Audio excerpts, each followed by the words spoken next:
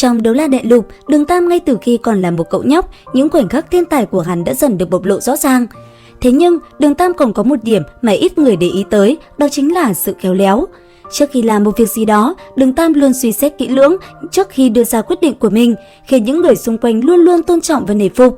Chính vì lý do này, Tu La Thần đã nhắm trúng Đường Tam, ông muốn Đường Tam kế nhiệm vị trí chấp pháp giả ở tại thần giới của mình. Thế nhưng trong quá trình truyền thừa, Đường Tam lại lựa chọn trở thành Hải Thần. Cũng bởi vì điều này, Hải Thần và Tu La Thần đã phải tranh giành người kế vị thần vị của mình tại nhân gian. Thế nhưng, nói đi thì cũng phải nói lại, rõ ràng Đường Tam đã đạt được thần niệm của Tu La Thần để lại trước khi đi tới Hải Thần Đảo. Điều này cũng bởi vì trong quá trình ở tại sát lục chi đô, Đường Tam đã đạt được sát thần lĩnh vực trước. Mà thực chất, đây chính là đệ nhất khảo nghiệm của Tu La Thần để lại tại nhân gian. Chỉ có người thông qua đệ nhất khảo nghiệm này rồi mới có khả năng truyền thừa Tu La Thần thần vị.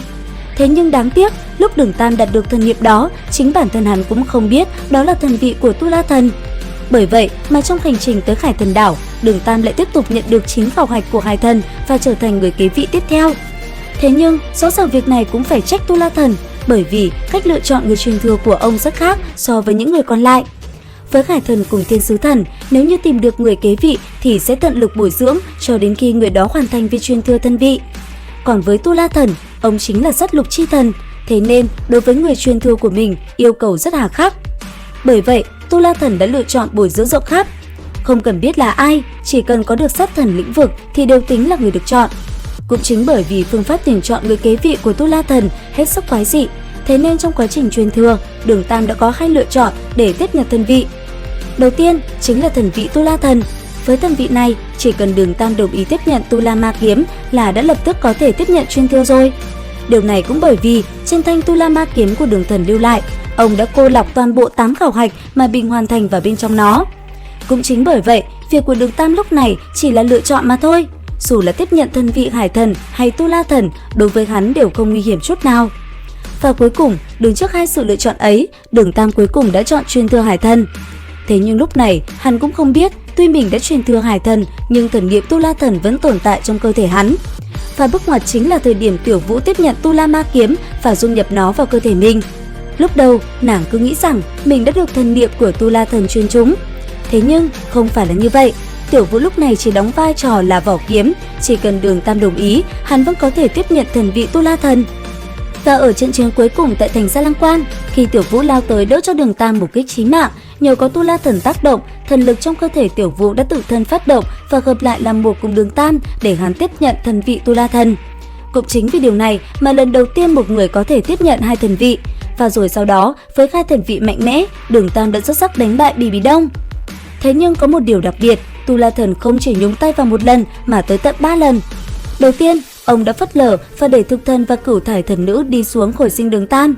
Sau đó, ông lại dùng thần lực của mình chặt đứt thần niệm mà La Sát Thần Bì Bì Đông lưu lại trên cơ thể Đường Tam.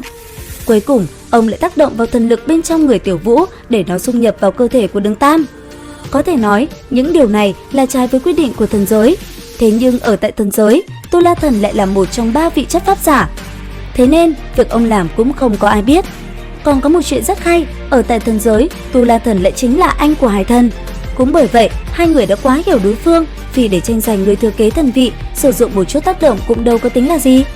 Tu La Thần hy vọng nếu sau này Đường Tam đi đến thần giới, có thể tiếp nhận vị trí chấp pháp giả của ông. Cái vị trí chấp pháp giả ấy hết sức buồn chán và đau đầu, thậm chí nó còn chẳng có thời gian để ông nghỉ ngơi ấy chứ. Chính vì vậy, ông muốn Đường Tam có thể kế thừa vị trí này để ông có thể rảnh rỗi đi đây đi đó mà không cần phải lo lắng bất cứ điều gì. Bởi vậy, mặc dù ông biết em trai của mình đã lựa chọn Đường Tam làm người kế vị và giúp sức bồi dưỡng hắn, thế nhưng vì tương lai, ông vẫn phải tranh giành người thừa kế với em trai mình. Còn về phía Hải Thần, vì biết anh trai mình là Tu La Thần đã sớm có chủ ý chọn Đường Tam làm người kế vị, thế nên ông đã làm mọi cách để giúp Đường Tam mau chóng hoàn thành thần vị. Lúc đó, cho dù có là chấp pháp giả, ông cũng không sợ. Thế nhưng, Tu La Thần lại không vừa, ông chỉ cần tác động nhỏ, Đường Tam đã có cả 2 thần vị trên người. Chứng kiến cảnh tượng đó, Hải Thần rất tức giận. Nhưng ông có thể làm gì đây? Vị trí của Tu La Thần tại thần giới đã không nói, sức mạnh của ông cũng yếu hơn Tu La Thần. Nếu như muốn chiến đấu mà đòi lại công bằng thì lại càng khó. Thế nhưng, theo mình, Đường Tam đã rất may mắn. Nếu như không có chuyện 2 vị thần tranh giành và cùng nhau trợ giúp, Đường Tam đã sớm bỏ mạng mất rồi.